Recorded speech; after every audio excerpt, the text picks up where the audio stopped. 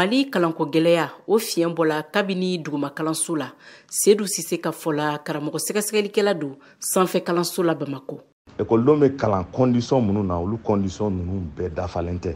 Mais ni taara an ka écoleso la i b'a sɔrɔ mɔgɔ 60 mɔgɔ 80 mɔgɔ 100 bɛ classe kelen kɔnɔ. Karamɔgɔ kelen de bɛ yen.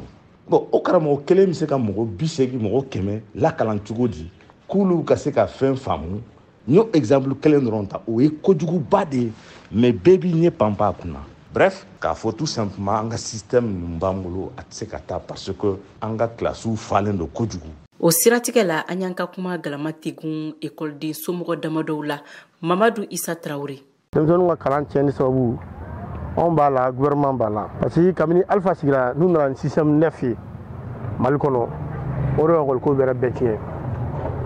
Parents fɛnɛ ka problème ye sɔngɔn o t'u wasa don denw na no denw bɔra école la t'u ka cahier minɛ k'a lajɛ u t'o foyi lajɛ tu taa bɔ denmisɛnninw ka écoleso la bon maître fɛnɛ ka problème min ye u bɛna fɛn min kɛ denmisɛnninw est ce que u b'a dɔn u t'a dɔn parce que pédagogie tɛ école maître bɛɛ la bi ni mun ye dɔɔni kalan comme baara tɛ jamana kɔnɔ o ko dɔ bɛɛ fana ko k'u bɛ kɛ maître ye bɛɛ se ka kɛ maître ye o maître in fana kalan de bɛ kɛ. Musa Kone ale bɛ taa ni hakilina fɛ. Denmisɛnninw ka baisse de niveau a facteur ka ca ne yɛrɛ a facteur kɛ facteur 2 ye i m'a fɔ ma facteur fɔlɔ o bɛ enseignants na parce que fɔlɔ enseignants ninnu olu tun formelen don ka se niveau ma sur le plan pédagogique sisan ta ninnu olu formelen tɛ ka se o niveau ma parce que sisan enseignants ninnu u bɛ taa formation accélérée k'u kun k'u ta ka t'u bila au niveau des écoles fondamentales u b'u bila u bɛ kalan bon le deuxième facteur o ye écoledenw ye ani écoleden somɔgɔw